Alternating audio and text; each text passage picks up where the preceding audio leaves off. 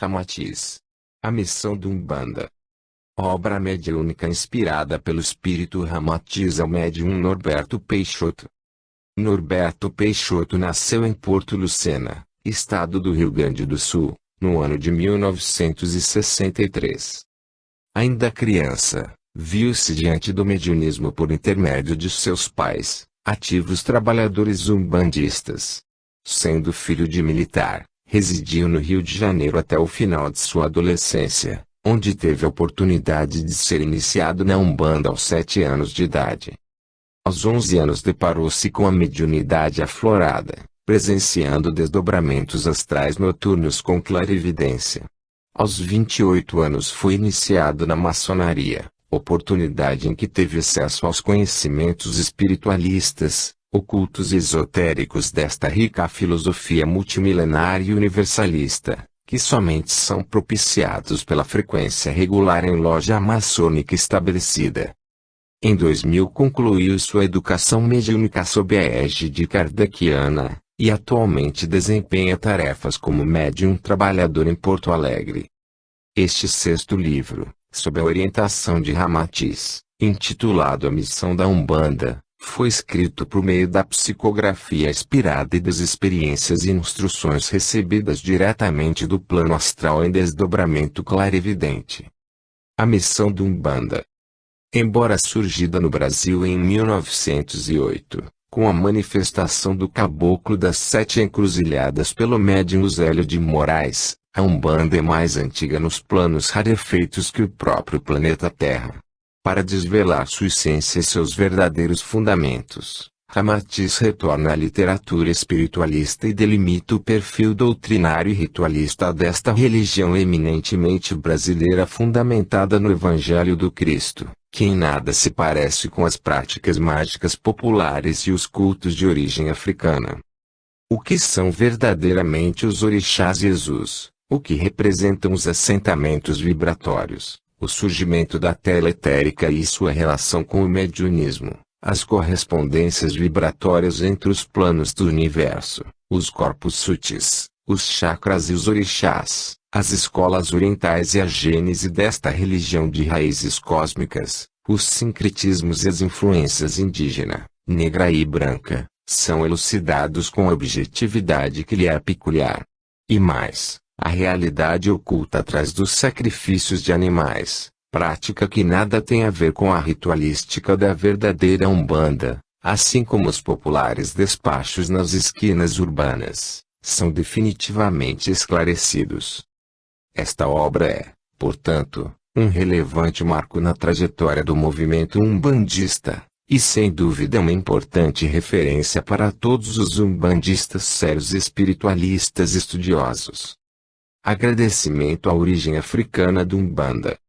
Importante para nós, umbandistas, refletir sobre como nos comportamos diante da origem africana da Umbanda. Também temos a origem indígena e branca judaico-cristã, no catolicismo e no espiritismo. Percebemos muitas vezes, dado a pluralidade e diversidade na prática umbandista, certos ritos de outros cultos incluídos como sendo de Umbanda. Observemos que tudo que contraria a caridade não pode ser aceito como prática de Umbanda. Este estado de coisas deve ser colocado num clima amistoso, de concórdia, diálogo e união, pois toda iniciativa sectária, de exclusão abrupta que tenta impor uma verdade absoluta, gera uma ruptura que contraria o ser umbandista. Saudamos os ensinamentos de todas as nações africanas, bem como os de todas as demais que têm enorme influência dentro da Umbanda, e as enaltecemos quanto à prática da magia em seu aspecto positivo, benfeitor, que sobejamente prepondera, fortalecendo a cultura e a caridade umbandista. Consideramos ainda que o conhecimento milenar dos orixás foram preservados pelos africanos, que sabiamente criaram o sincretismo como forma de aceitação dos seus credos e cultos. Saravá. A Roger Feraldi.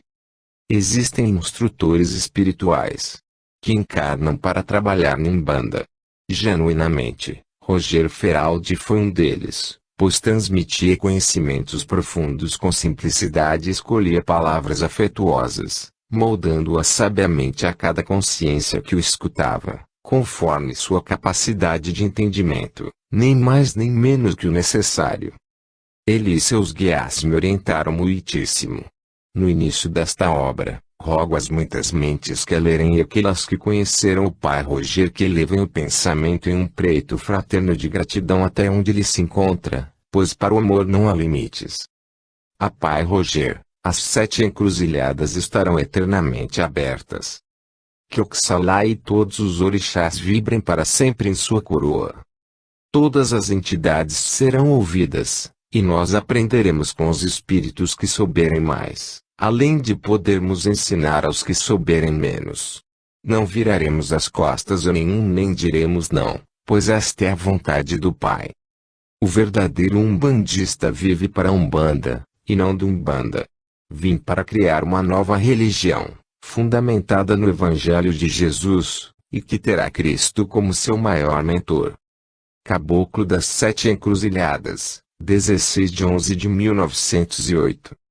O Caboclo das 7 Encruzilhadas nunca determinou o sacrifício de aves e animais, quer para homenagear entidades, quer para fortificar minha mediunidade. Nunca recebi um centavo pelas curas praticadas pelos guias. O caboclo abominava a retribuição monetária ao trabalho mediúnico. Não há ninguém que possa dizer, no decorrer destes 66 anos, que retribuiu uma cura, e foram aos milhares, com dinheiro. Zélio de Moraes.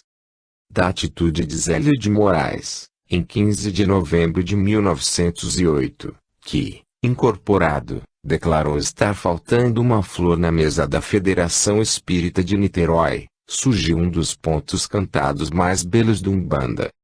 Surgiu no jardim mais uma flor. Mamãe Oxum trazendo paz e amor. Que vai crescendo, por este imenso Brasil.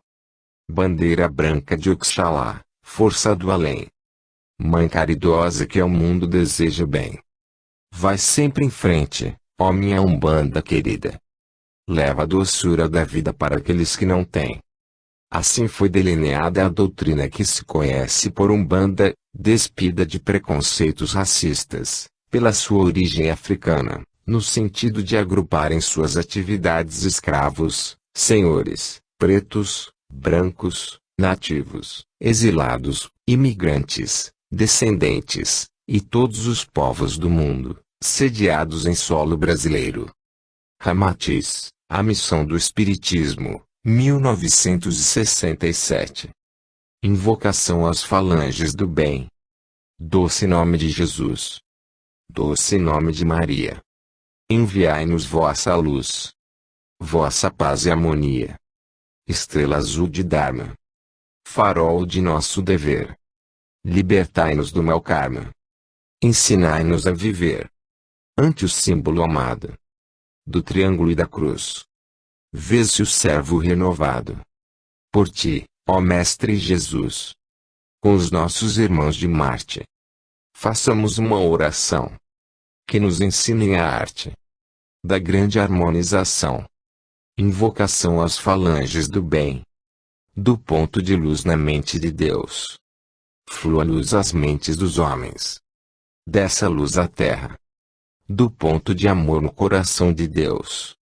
Flua amor aos corações dos homens. Volte Cristo à terra. Do centro onde a vontade de Deus é conhecida. Guie o propósito das pequenas vontades dos homens. O propósito a que os mestres conhecem e servem. No centro a que chamamos a raça dos homens. Cumpra-se o plano de amor e luz. E mure-se a porta onde mora o mal. Que a luz, o amor e o poder restabeleçam o plano de Deus na terra. Nascimento da Umbanda e centenário do advento do Caboclo das 7 Encruzilhadas. A Umbanda irá completar 100 anos em 15 de novembro de 2008, data de sua anunciação pelo Caboclo das 7 Encruzilhadas. Esse fato legitima o verdadeiro nascimento da Umbanda, pelo ineditismo do estabelecimento das normas de seu culto, proclamado só então por essa entidade missionária.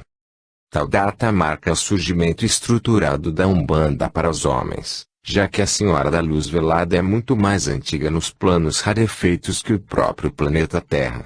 Embora a participação do médium Zélio de Moraes e o advento do Caboclo das Sete Encruzilhadas não sejam o único fato relacionando a organização terrena da Umbanda, não se pode negar que é o marco referencial mais importante do movimento. Inegavelmente a Umbanda é uma religião brasileira, e nela encontra-se o amálgama do misticismo do índio, da magia do negro africano e das crenças brancas judaico-cristãs, católicas e espíritas. Zélio Fernandino de Moraes nasceu em 10 de abril de 1891, no distrito de Neves, município de São Gonçalo, Rio de Janeiro.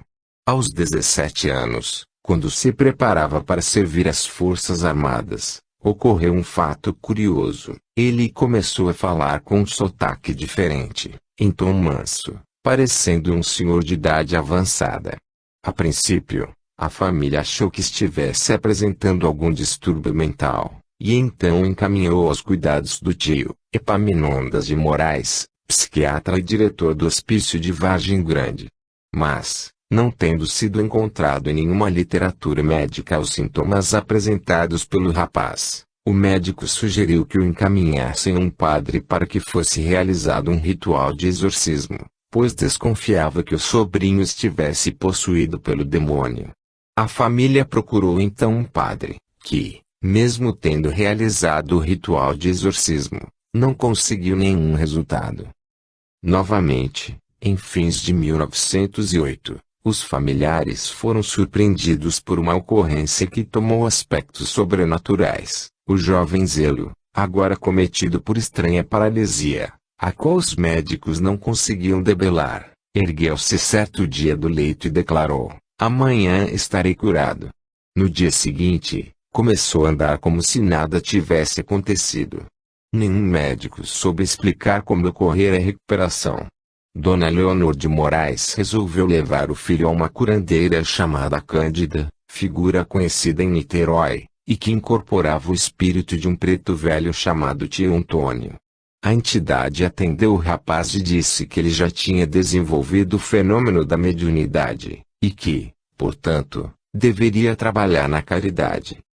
O pai de Zélio, Joaquim Fernandino Costa, apesar de não frequentar nenhum centro espírita, era adepto do espiritismo e tinha o hábito de ler livros espíritas. Em 15 de novembro de 1908, por sugestão de um amigo, levou Zélio à Federação Espírita de Niterói. Convidados por José da Souza, dirigente da instituição, para participar da sessão, ambos sentaram-se à mesa, e em seguida, contrariando as normas do trabalho, Zélio levantou-se e disse: "Aqui está faltando uma flor." Dirigiu-se ao jardim, apanhou uma rosa branca e colocou-a no centro da mesa. Iniciou-se então uma estranha confusão no local. Ele incorporou uma entidade e, simultaneamente, diversos médiuns também apresentaram incorporações de caboclos e pretos velhos. Advertida pelo dirigente do trabalho, a entidade incorporada no rapaz perguntou: por que repelem a presença desses espíritos, se nem sequer se dignaram a ouvir suas mensagens? Será por suas origens sociais, ou em decorrência de sua cor? Novamente uma força estranha dominou o jovem Zélio, e ele continuou a falar, sem saber o que dizia. Ouvi apenas sua própria voz perguntar o motivo que levava os dirigentes dos trabalhos a não aceitarem a comunicação daqueles espíritos e se os consideravam atrasados apenas por suas encarnações anteriores. Seguiu-se um diálogo acalorado, e, embora o espírito desconhecido desenvolvesse uma argumentação segura, os responsáveis pela sessão procuravam doutriná-lo e afastá-lo. Porque o irmão fala nesses termos, pretendendo que a direção aceite a manifestação de espíritos que, pelo grau de cultura que tiveram quando encarnados, são claramente atrasados. Porque fala desse modo, se estou vendo que me dirijo neste momento a um jesuíta, cuja veste branca reflete uma aura de luz. Qual é o seu nome, irmão? Nota. Percebia-se a forma astral de encarnação anterior da entidade, quando fora Padre Gabriel Malagrida, santo sacerdote que Inquisição sacrificou na fogueira, em Lisboa. Fim da nota.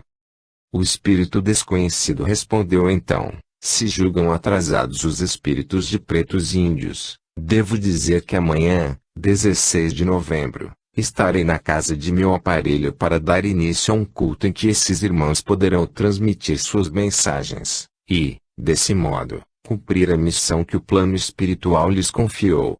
Será uma religião que falará aos humildes, simbolizando a igualdade que deve existir entre todos os irmãos encarnados e desencarnados.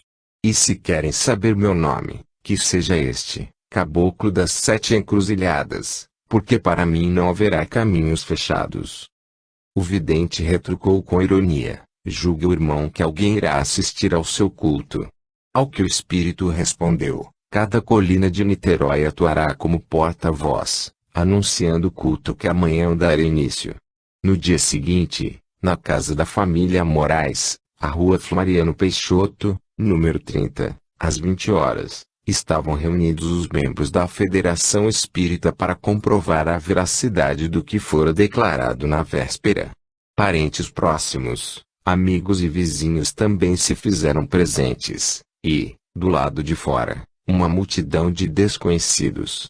Foi então que o Caboclo das Sete Encruzilhadas manifestou-se e declarou que naquele momento se iniciava um novo culto, com a participação de espíritos de velhos africanos escravos que, desencarnados, não encontravam campo de atuação nos remanescentes das seitas negras, deturpadas e totalmente dirigidas a trabalhos de feitiçaria, além de índios nativos de nosso território que trabalham em benefício de seus irmãos encarnados, independentemente de cor, raça, credo ou condição social. A prática da caridade, no sentido do amor fraterno, seria portanto a característica principal do culto, que teria por base o Evangelho de Jesus, cujas normas o Caboclo então estabeleceu. Dentre elas, as de que nas sessões diárias, assim seriam chamados os períodos de trabalho espiritual, das 20 às 22 horas, os participantes estariam uniformizados, todos de branco, e o atendimento seria gratuito, e que o nome do movimento religioso seria Umbanda, que significa manifestação do Espírito para a caridade.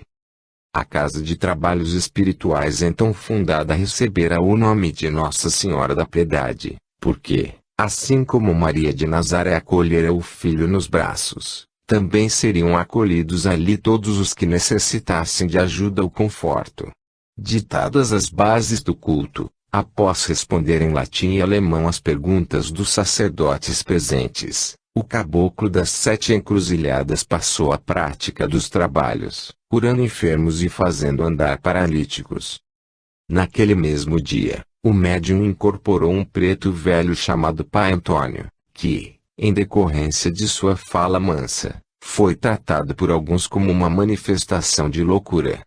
O preto velho, proferindo palavras de muita sabedoria e humildade, além de aparente timidez, recusava-se a sentar à mesa com os presentes, dizendo: nego não senta não, meu senhor, nego fica aqui mesmo.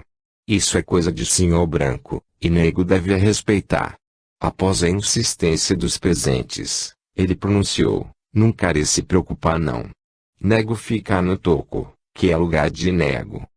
E assim continuou, dizendo outras palavras que expressavam sua humildade. Uma pessoa participante da reunião lhe perguntou se sentia falta de alguma coisa que havia deixado na terra, ao que lhe respondeu: minha cacimba, nego que é o pito que deixou no toco. Manda a mureca buscar. Nota. Provavelmente deve ter surgido daí o seguinte ponto cantando de pretos velhos: seu cachimbo tá no toco, manda a moleque buscar no alto da mata virgem, seu cachimbo ficou lá, o qual, por essa circunstância, torna emblemática a presença dos pretos velhos na origem do Umbanda. Fim da nota.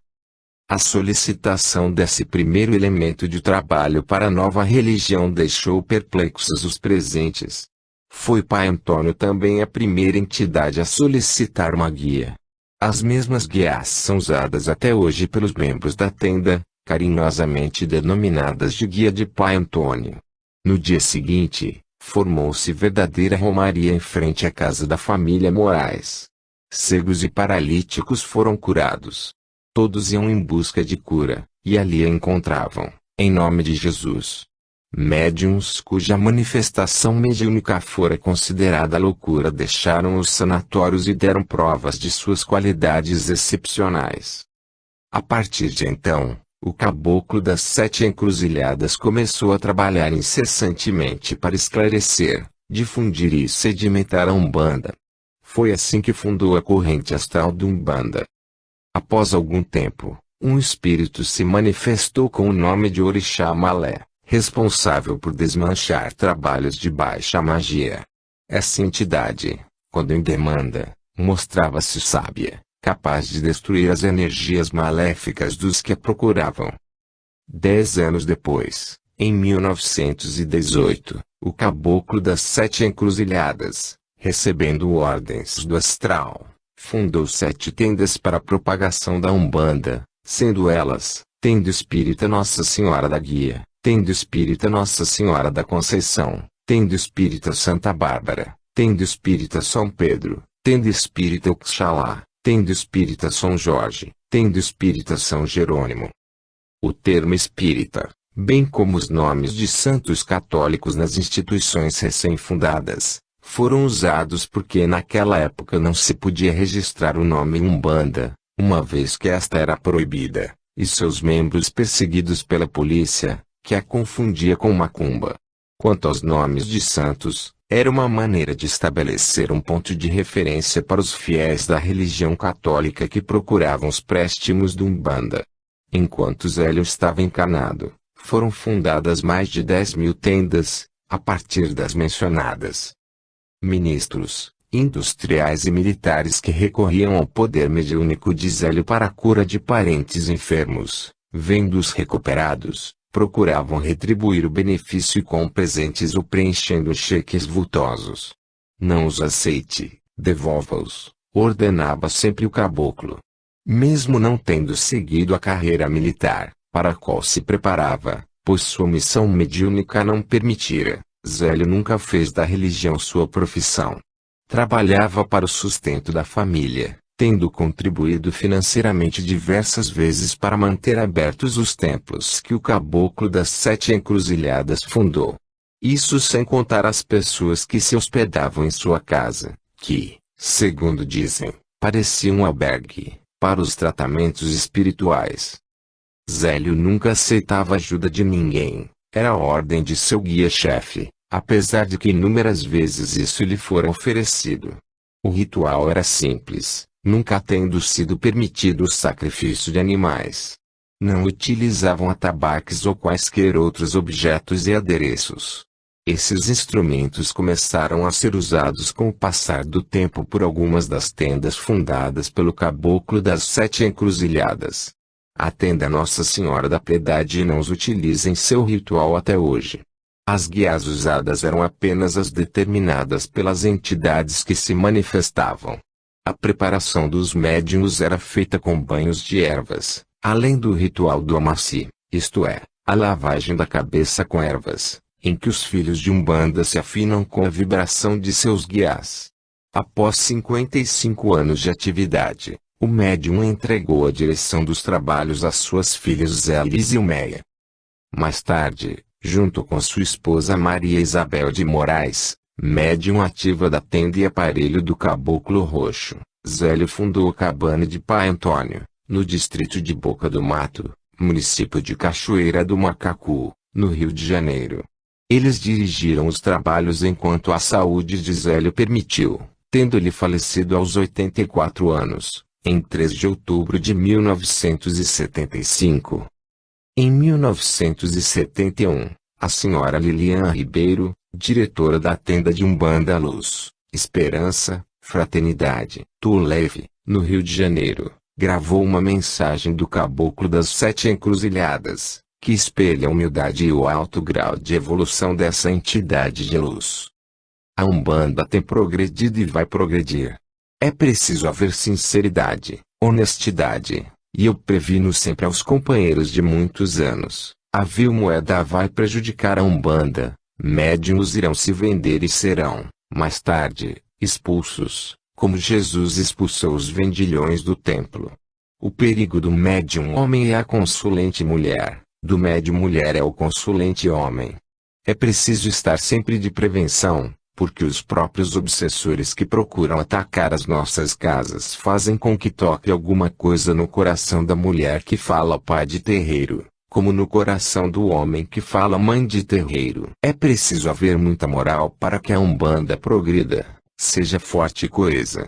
Umbanda é humildade, amor e caridade, esta é a nossa bandeira. Neste momento, meus irmãos, rodeiam-me diversos espíritos que trabalham na Umbanda do Brasil, caboclos de Oxóssi, de Ogum, de Xangô. Eu, porém, sou da falange de Oxóssi, meu pai, e não vim por acaso, trouxe uma ordem, uma missão. Meus irmãos, sede humildes, tende amor no coração, amor de irmão para irmão, porque vossa mediunidade ficará mais pura, servindo os espíritos superiores que venham a baixar entre vós. É preciso que os aparelhos estejam sempre limpos, os instrumentos afinados com as virtudes que Jesus pregou na terra, para que tenhamos boas comunicações e proteção para aqueles que vêm em busca de socorro nas casas de Umbanda. Meus irmãos, meu aparelho já está velho, com 80 anos a fazer, mas começou antes dos 18. Posso dizer que o ajudei a se casar, para que não ficasse a dar cabeçadas, para que fosse um médium aproveitável e que, pela sua mediunidade, eu pudesse implantar a nossa Umbanda. A maior parte dos que trabalham na Umbanda, se não passaram por esta tenda, passaram pelas que saíram desta casa. Tenho uma coisa a vos pedir, se Jesus veio ao planeta Terra na humildade de uma manjedoura, não foi por acaso. Assim o pai determinou. Podia ter procurado a casa de um potentado da época, mas foi escolher aquela que havia de ser sua mãe, este espírito que viria traçar à humanidade os passos para obter paz, saúde e felicidade. Que o nascimento de Jesus, a humildade com que ele baixou à terra sirvam de exemplos, iluminando os vossos espíritos, tirando os escuros de maldade por pensamento ou práticas. Que Deus perdoe as maldades que possam ter sido pensadas, para que a paz possa reinar em vossos corações e nos vossos lares. Fechai os olhos para a casa do vizinho, fechai a boca para não murmurar contra quem quer que seja, não julgueis para não serdes julgados, acreditai em Deus, e a paz entrará em vosso lar. É dos Evangelhos. Eu, meus irmãos, como o menor espírito que baixou à terra, mas amigo de todos, numa concentração perfeita dos companheiros que me rodeiam neste momento, peço que eles sintam a necessidade de cada um de vós e que, ao sairdes deste templo de caridade, encontreis os caminhos abertos, vossos enfermos melhorados e curados e a saúde para sempre em vossa matéria. Com um voto de paz, saúde e felicidade, com humildade, amor e caridade, sou e sempre serei humilde caboclo das 7 encruzilhadas. Zélio Fernandino de Moraes dedicou 66 anos de sua vida à Umbanda, tendo retornado ao plano espiritual com a certeza da missão cumprida. Seu trabalho e as diretrizes traçadas pelo caboclo das 7 encruzilhadas continuaram sendo desenvolvidos por suas filhas Zélia e Zilmeia, que carregam em seus corações um grande amor pela Umbanda, árvore frondosa que está sempre a dar frutos a quem souber e merecer colhê-los. Nota do médium. Este texto fundamentou-se em informações verídicas obtidas diretamente de fitas gravadas pela senhora Lilian Ribeiro, presidente da tenda de Umbanda Luz, Esperança, Fraternidade, Tuleve, contendo os fatos históricos narrados pelo próprio Zélio de Moraes, manifestado mediunicamente com o caboclo das 7 encruzilhadas. Em 2 de novembro de 2005, visitei Dona Zilmeia em sua residência, em Niterói, oportunidade em que também conheci Dona Ligia Moraes, respectivamente filha e neta de Zélio, dando conhecimento a ambas do presente texto, quando então me foi confirmada a sua autenticidade, e autorizada esta transcrição. Projeto Divina Luz na Terra. Salve os filhos de fé, salve Oxalá. Salve a Umbanda, nossa casa. Esta preta velha, que ainda se acha uma menina, mesmo depois de tantos nós já contados no bambu da existência, quando na carne, lembra-se de quantos cestos de roupa suja precisou aguar na lavanderia do espírito para alvejar as nódoas enegrecidas pela magia negativa usada em proveito próprio. Nota: era da tradição indígena brasileira contar os anos de vida das pessoas pela floração dos bambus, que acontece a cada 15 anos. Então, sobre uma pessoa com 30 anos, dizia-se ter 2 bambus, os nós representam também os anos de vida. Fim da nota. Comprometida com a grande fraternidade universal para levar conhecimento às mentes mais endurecidas, não deixou ainda de ser a velha feiticeira que vez ou outra se enreda em um envolvimento magístico, agora direcionado para o desmanche, e, com a graça de Zambi, nunca mais para macular um irmão de caminhada. Deste lado, nós, obreiros da Umbanda, a Senhora da Luz Velada, temos árdua tarefa, pois contrariamos o objetivo das trevas, que se embrenham e compram os filhos da terra com o falso brilho do ouro e dos prazeres sensórios. Se já nos é difícil encontrar aparelhos mediúnicos com seriedade e altivez para assumir junto conosco a tarefa caridosa, é muito mais oneroso mantê-los vigilantes e leais à luz. Quando o caboclo das 7 encruzilhadas verbalizou por intermédio do menino Zélio a responsabilidade de implantação da nova religião, missão tão bem cumprida por ele, a espiritualidade descia aos humildes. Esse objetivo nobre precisava de canal elevado, e os maiorais do espaço não buscaram para tal feito nenhum médium coroado, ou renomado de segmentos religiosos terrenos, nem mesmo mestre, mago, iniciado ou bastião de insígnias sacerdotais. É claro que o menino Zélio, que serviu de instrumento físico, já viera preparado do astral e, ao retomar a ele, continua envolvido no projeto Umbanda na Terra, como um todo. A Umbanda, que também é ainda uma menina, em si não se resume à tenda onde foi alicerçada. Sua história, seus valores, seu objetivo estão intrínsecos muito além das instituições, que mais buscam posições do que resultados, estão sim nos médiuns, cujo comprometimento e cuja seriedade dão continuidade à religião. Não seria o local onde a luz refúgio que deixaria de ser atrativo para as trevas, assim como tem acontecido na terra onde Oxalá mandou nascer seu maior representante. Não conseguindo deturpar todas as mentes, focalizam os templos e terreiros pela maior ou menor representatividade que exercem, ante a visão temporária e vaidosa de certas lideranças. Os caridosos serão vencedores, e os mercadores de graças irão se consumir em sua colheita. Este é um sinal dos tempos. Portanto, prossigam, guerreiros, caravaneiros da Divina Mediadora, não para combater os muros das trevas intencionalmente, mas para implantar o estandarte da luz, distribuindo-a por todos os cantos onde o vento possa levá-la. Não lastimem pelos que se deixam escravizar, pois no além o projeto ganha forças. Não será o fluido vital derramado de nossos irmãozinhos do mundo animal, sacrificados e utilizados por alguns médiuns, infelizmente ainda comandados pela dependência psicológica das iniciações e dos despachos sanguinolentos, que fará desmerecer todas as tochas que a nossa amada Umbanda já acendeu pelas terras do Cruzeiro. Continuem firmes. Perseverem justos e fortalecidos pela certeza da vitória, sem batalhas. Busquem disseminar a verdadeira doutrina umbandista, isentando-se de ceder aquilo tudo que contraria o que foi implantado pelo caboclo das 7 encruzilhadas. Exemplifiquem e deixem que seus iguais exerçam a atração natural entre si. Documentos são importantes, porém mais importante é o compromisso moral dos verdadeiros seguidores do caboclo das 7 encruzilhadas. Prossigam na busca desses valores e não se preocupem com as querelas e as trevas, as quais respeitamos, mas às quais não podemos nos curvar. A luz se fará valer. Lembre-se sempre, filhos amados, de que o maior axé, A mais completa força oferecida para os orixás é o amor e a caridade dentro de cada criatura.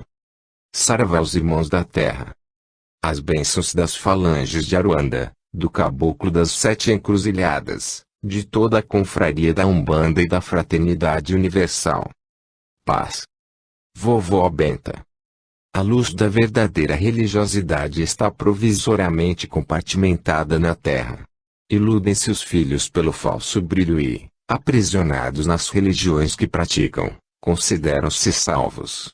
Não são muito diferentes das mariposas atraídas cegamente pela luminosidade das lamparinas nas varandas da casa do Senhor. Facilmente se afogavam no azeite ou caíam ao solo pela oleosidade que paralisava suas delicadas asas, sendo rapidamente devoradas pelos répteis rastejantes ao longo da noite que nos encobria, escravos exaustos. Saibam que no passado de grande opressão aos cultos ancestrais, esta preta velha, triste, ficava sentada na entrada da senzala. Ao fundo, escutava gemidos provocados pela dor das chibatadas dirigidas aos dorsos nus dos negros preguiçosos. Pensava que, se não houvesse perseguições religiosas e se cada um dos manos brancos procurasse o caminho mais desejável para apaziguar a ânsia espiritual que os afligia, não somente quando seus filhos ou eles mesmos adoeciam, ocasiões em que, sem jeito, às escondidas e com pouca modéstia, pediam cura aos intermediários dos orixás, não haveria tanto conflito até os dias atuais. Religiões, doutrinas, crenças, cultos e ritos, raças, sexos, idiomas, riqueza e pobreza, saúde e doenças, alegrias e dores, todas as diferenças psíquicas e biológicas, as peculiaridades características das formas que animam as personalidades mortais, tudo isso nada mais é que ilusórios degraus, os quais devem ser superados a caminho da real escada evolutiva do espírito. Se hoje nos apresentamos como fomos ontem, eu, por exemplo, com a aparência de uma preta velha, contando causos e descontraindo os ânimos, é para chegarmos mais facilmente aos endurecidos corações da terra. A Umbanda despersonaliza legiões de espíritos e libera-os do apego às formas, uma vez que não importa qual é a entidade espiritual curvada diante de seu aparelho no terreiro, e sim sua essência missionária. Fazer a caridade com Jesus.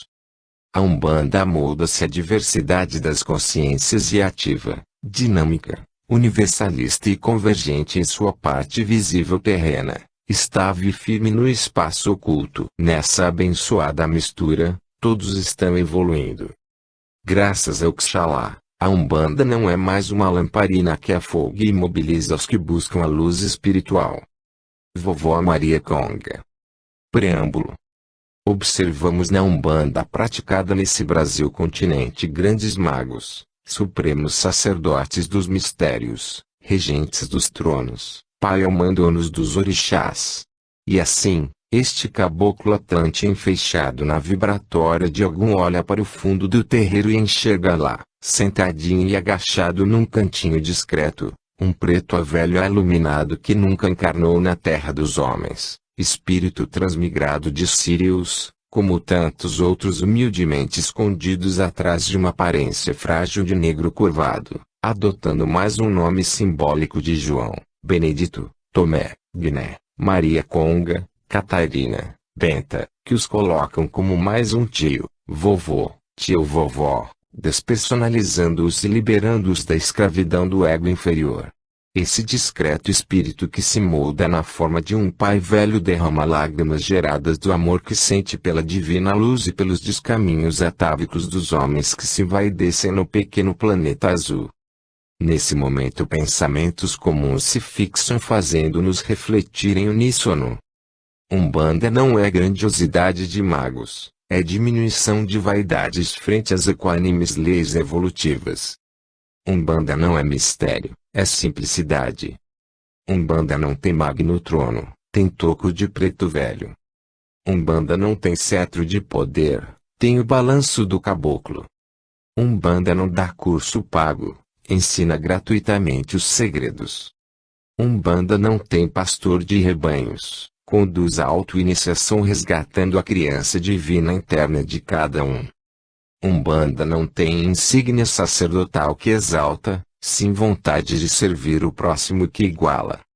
Umbanda é caridade e não mata pelo orixá, ela vivifica os seres na vibração de Exu guardião.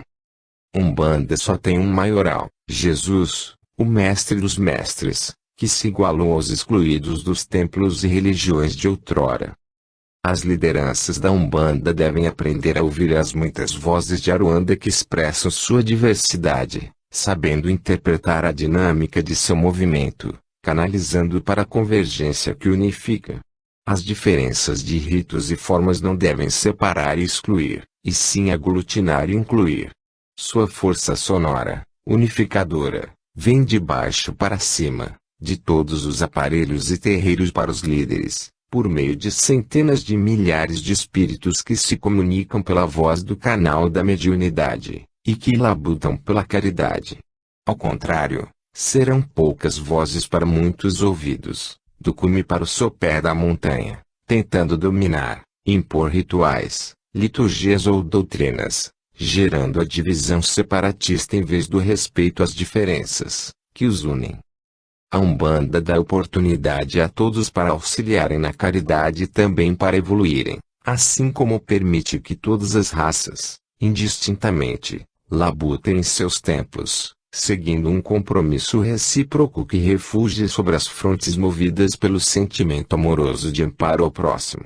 A Umbanda fica acima das temporalidades que separa, a favor da perenidade espiritual que nos liga à grande fraternidade universal movida pela maior das religiões, o amor. Essa religião não terá codificação ortodoxa. Cada vez mais terá verdades consagradas, amplamente praticadas à luz da razão e do bom senso, verdadeiros códigos de amor fundamentados em uma ética universalista, coletiva e convergente. Não existe uma única verdade. E a diversidade umbandista por enquanto não consegue interiorizar nos corações iludidos, em toda a plenitude de sua psicologia convergente, a unidade do amor que não separa, e sim une nas diferenças.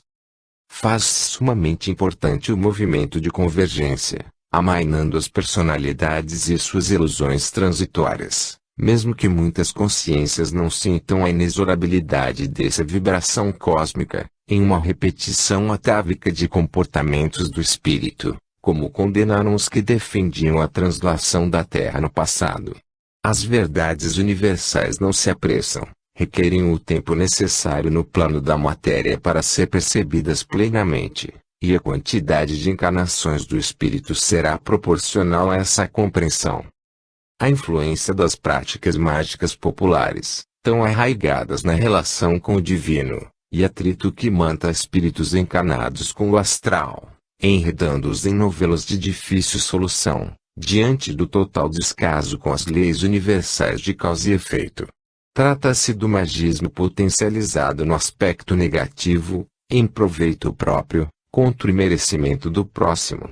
Vale a vontade de quem aluga a força mental do grande mago, a mão regiamente paga que segura a faca afiada habilmente ceifadora da vida, imprimindo um corte fatídico no animal ofertado. É o sacerdote quem derrama o sangue quente totalmente desrespeitoso diante do livre-arbítrio do irmão ao lado, e aos verdadeiros orixás. Em uma recorrência cósmica e temporal da terceira dimensão, muitos dos que vieram para a Terra há milhares de anos, ficando alojados nos planos densos da subcrosta umbralina, agora novamente irão para outro orbe mais atrasado, pois as faixas vibratórias do planeta estão se alterando irremediavelmente, e isso denota a força da natureza em transformação. Quanto aos repetentes costumeiros da escola primária terrícola, as hostes espirituais da Umbanda intercedem nas sombras, clareando os charcos trevosos, fazendo ressoar as trombetas de Ogum, que sinalizam a nova era que vibra no início do terceiro milênio, após o advento do Cristo Jesus. Haverá, irremediavelmente, remoções de comunidades umbralinas para outros orbes, assim como outras chegam, mantendo equilibrados os ciclos e ritmos cósmicos, particularizados na aura planetária de cada astro por sua frequência eletromagnética específica. O crescimento da Umbanda, o processo de inclusão social do culto nascente, na coletividade urbanizada após o período colonial, é movido por refinada psicologia do astral superior. Oportuniza indispensável refrigério para almas desafetas desde idos remotos, dominados e dominadores, escravos torturados e senhores despóticos, equilibrando a balança da justiça cósmica, que determina o ciclo carnal como abençoado desbaste das inferioridades espirituais.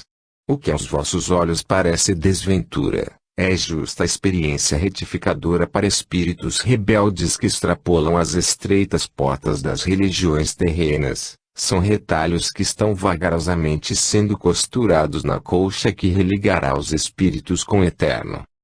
A compreensão da origem cósmica da Umbanda, de seu esoterismo e gênese, fortalecerá a convergência de todas as doutrinas na Terra, expressadas nas escolas orientais e ocidentais.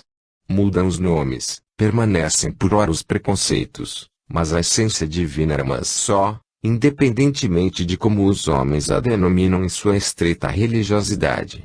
Tudo se transforma no cosmo, e nada é definitivo. Cada vez mais os rituais externos voltam-se para o interno. Por sua vez, os filhos da fé umbandista, interiorizando-se, descobrem aos poucos o Deus vivo dentro de cada um, levando-os inexoravelmente a concluir que ele em tudo está e tudo é. Esse estado de consciência, de todos no um e um no todo, acalma as consciências, fazendo-as concluir que só de mãos dadas, cultivando o amor, é possível se libertarem da prisão das reencarnações sucessivas. Ao mesmo tempo, do alto, provindo do triângulo fluídico que sustenta a Umbanda, formas astrais de pretos velhos, caboclos e crianças, condensam-se os 7 raios cósmicos, ditos orixás, aspectos do incriado, espargindo suas vibrações divinas sobre todos os terreiros, manifestando-se nos médiuns por intermédio dessas entidades estruturais e, ininterruptamente, abrigando no plano oculto todas as formas utilizadas pelos espíritos para se manifestarem no meio denso. Os orixás propiciam a manifestação do incriado nos planos concretos das formas, interpenetrando e se fazendo sentir por meio dos corpos sutis e chakras dos terrícolas, condição indispensável à evolução da coletividade espiritual retida no planeta azul. É missão da Umbanda ser instrumento de iluminação e despertar o Cristo interno, mostrando que a potencialidade para encontrar o caminho e a verdade do espírito imortal está dentro de cada um de seus filhos de fé. Não se mostra como um único caminho, ou mais um tratado doutrinário definitivo. Serve sim como mediadora na Terra para auxiliar os que buscam a união com o divino. Que esta humilde obra, a missão da Umbanda, despretensiosa, porque não inclui nada de novo além dos conhecimentos anotados nas letras dos homens, pelo canal mediúnico, ao longo da história terrena, sirva como mais um singelo roteiro de estudo, para que se compreenda a formação da consciência umbandista. Umbanda, luz divina, constante e ininterrupta evolução. Porto Alegre, 15 de novembro de 2005. Ramatiz. Parte 1. Formação da consciência umbandista e práticas mágicas populares. 1. Umbanda e influências religiosas indígenas, negras e brancas. As normas de culto ditadas pelo caboclo das 7 encruzilhadas servem como balizadores àqueles que estão em dúvida sobre se os terreiros que frequentam são amparados ou não pela divina luz. Pergunta: em vossas recentes mensagens e em vossos livros, verificamos a preponderância da Umbanda como tema central. Isso é um compromisso elucidativo vosso, anterior ao atual médium, ou influência dele, notadamente umbandista? Ramatiz. Anteriormente, abordávamos a Umbanda como espiritualismo de terreiro. No atual momento da coletividade terrícola, Impõe-nos os compromissos assumidos com nossos maiorais de que devemos elucidar a Umbanda em sua significação cósmica superior, distinguindo-a das práticas mágicas populares que vicejam em vossa pátria, como contribuição ativa para a formação da consciência coletiva umbandista quando se aproxima seu centenário. Desde os primórdios do planeta, quando se materializou o conhecimento humano trazido de outras latitudes siderais, acompanhamos a evolução dos homens. Agora chegado o tempo de alta confraria cósmica que rege a Umbanda elucidar sua elevada significação aos homens, extrapolando a condição de sistema doutrinário mediúnico. Nesse sentido, falta-nos trazer conhecimentos esotéricos da luz divina em prol desse projeto maior, esquematizado no espaço, que traça os desígnios do movimento umbandista em solo terreno. Quanto ao fato de o sensitivo que ora nos recepciona ser notadamente umbandista, isso se faz necessário. Ele há de nos sentir nos refolhos de seu ser, manter-se equilibrado, vivenciar e praticar a caridade nos terreiros, tendo no astral a cobertura das falanges de Umbanda, para que consiga recepcionar nossos pensamentos e traduzir o que temos a transmitir. Nada adianta o oleiro ter o melhor terreno que forneça a mais valiosa argila se não sabe moldar o barro em peça útil de louça. Isso só se consegue com treino árduo no comando da olaria. É inevitável a influência do instrumento mediúnico consciente, o que diminui nosso esforço, além da preparação que todo médium recebe antes de reencarnar e nas vidas anteriores. Obviamente as excrescências anímicas que vêm à tona devem levar o atual instrumento a um exercício continuado de vigilância e humildade, a compartilhar e dividir tudo isso com o grupo que o apoia, sob pena de rapidamente se instalarem a vaidade e o impedimento vibratório por recepcionar nossas ideias. Pergunta: sedes um espírito famoso no meio universalista, pelo conjunto de livros psicografados com a inigualável sensibilidade de vosso primeiro médium. Para alguns, o fato de vos servirdes de mais de um sensitivo desacredita os novos títulos. Neste momento, em que trazeis importantes conhecimentos sobre a Umbanda, alguns espíritas duvidam da veracidade de vossas comunicações por intermédio do atual médium e proíbem vossos livros. Outros, umbandistas, dizem que sedes um espírito espírita e que vossos ensinamentos não são de uma entidade de Umbanda. Porque vossos escritos sempre causam tantas polêmicas. Ramatiz: é nosso compromisso com os maiorais do espaço, neste início de terceiro milênio, abordar a Umbanda em concordância com o atual estado de consciência coletiva, confrontando-a com as práticas mágicas populares, contribuindo humildemente para que a convergência no meio umbandista aconteça sem absorver fundamentos distorcidos e inaceitáveis diante do ideal de caridade. Não nos preocupamos em agradar a todos, nem pretendemos ser unanimidade. Jesus, o maior dos maiorais, que nos autoriza a labutar na mediunidade caritativa neste orbe, se pensasse de forma contrária não teria deixado seu evangelho libertador. Importa registrar que nossa obra não ficou concluída anteriormente por não ser o momento cósmico para esta abordagem da Umbanda, como é agora. Para tal desiderato, tivemos de preparar o atual sensitivo, desde muito antes desta encarnação. É lógico que todo esse esforço proveio do fato de o corpo físico do médium anterior ter se decomposto diante do inexorável transcorrer dos anos, uma vez que, se estivesse vivo no escafandro grosseiro, seria o aparelho ideal. Pela grande afinidade que nos une, a memória dessa união se perde entre as incontáveis estrelas do cosmo infinito. Em verdade, a personificação do espírito num sensitivo psicógrafo é um mecanismo psicológico de transferência em que o leitor projeta no aparelho mediúnico que recebe as mensagens referências palpáveis da espiritualidade benfeitora. Dado o apego dos homens aos conceitos acomodados na casa mental e uma recorrente disposição por tudo aquilo que contraria a cartilha doutrinária das religiões definitivas, além das disposições internas caracterizadas pela preguiça de rever opiniões cristalizadas, irretocáveis. Há uma ininterrupta vigilância sobre os médiuns quando se trata de nomes famosos de espíritos. Como não conseguem indicar defeitos no conteúdo das comunicações, exaltam as diferenças de estilo, como se um médium intuitivo fosse um robô automato. Eles preterem a essência pela forma que a transporta. A dificuldade maior não está no fato de os espíritos encontrarem médiuns que consigam sintonizar com eles e que tenham afinidade com suas ideias. Isso acontece anonimamente, todos os dias, nos inúmeros centros espíritas e terreiros de Umbanda. As montanhas a serem transpostas, cheias de pedras no percurso, são os ciúmes velados e as vaidades feridas dos líderes, doutrinadores famosos, chefes de terreiro e fundadores de centros, que se consideram antigos proprietários dos saberes e dos espíritos, quando não impõem ao lado de cá os conteúdos que devem ser ditados.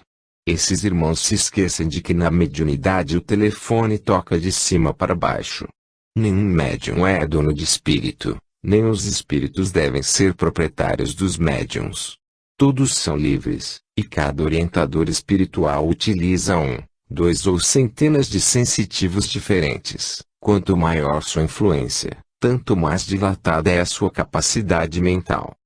Não por acaso, entidades luminares do espaço, sabendo da dificuldade de a comunidade terrena aceitar novos sensitivos e já tendo concluído seus compromissos kármicos de transmissão de conhecimentos doutrinários através de médiuns que desencarnaram, preferem o anonimato, pois são menos afeitos a temas polêmicos. Reportando-nos a sabedoria da divina luz, afirmamos que nas hostes umbandistas do astral superior espíritos famosos, de envergadura de Joana de Ângeles, Bezerra de Menezes, Sócrates, Pitágoras, Platão, Saint-Germain, Zoroastro, entre tantos outros da grande fraternidade universal, enfeixam-se humildemente atrás de mais uma forma ilusória que os iguala, com nomes simbólicos de pretos velhos ou caboclos. Despersonalizam, assim, as referências mundanas dos inseguros humanos, que apegados ao ego inferior, personificam os espíritos em encarnações passadas, como freira, médico, ou filósofo de renome, como se eles estivessem aprisionadas a um único médium, tal qual um casamento indissolúvel. Naturalmente, nossas obras, pelo universalismo e convergência entre todas as doutrinas terrícolas, libertam os cidadãos comuns dos conceitos cósmicos, de acordo com a sua índole psicológica avessa a dogmas, fazendo-os encontrarem-se com o livre pensador adormecido dentro de si. Obviamente, o universalismo convergente que preconizamos entre todas as doutrinas da Terra, entendendo que as diferenças unem, e não separam, tanto encantamentes que nos são simpáticas quanto desagrada consciências sectárias. Assim, qual incansável pescador num rio caudaloso que tira pacientemente os entulhos do anzol, a essência de nossos singelos escritos continuará causando polêmica e contrariando os tubarões, donos da verdade, a fim de retirar o pó das mentes acomodadas e fisgar os pequenos peixes nos mares revoltos, as almas simples levadas pelas correntezas paralisantes das religiões e as doutrinas terrenas que rotulam a forma, excluindo o pensamento e a essência do amor universal. Pergunta: alguns umbandistas acusam-vos de serdes demasiadamente eletivo, complicando o que é simples, misturando conceitos de apometria, teosofia, hinduísmo, maçonaria e rosacrucianismo, em vossos recentes ensinamentos sobre a Umbanda. Quais vossas considerações sobre isso? Ramatiz: se residis num apartamento em que cada uma das janelas é feita de um material específico e pintada com uma cor distinta, vosso endereço deixará de ser o mesmo dos demais moradores do prédio. Obviamente as opiniões estandardizadas de alguns prosélitos, quando contrariados em seu ideal de Umbanda, podem confundir o que é eletivo com o ser elitista. Sem dúvida, muitos irmãos encarnados que se dizem umbandistas se mostram refratários à diversidade, querendo impor verdades em meio a diferenças, apontando para todos os lados o que é ou não Umbanda, indicando qual espírito pertence e qual não pertence às suas hostes, transferindo para o lado de cá essa guerra de vaidades veladas. Nossos singelos conhecimentos, transmitidos pela mediunidade intuitiva do atual sensitivo, não ousam por verdades absolutas, tampouco totalizar a Umbanda no elitismo sacerdotal, abstraindo da simplicidade seus usos e costumes, como almejam muitos magos e sacerdotes.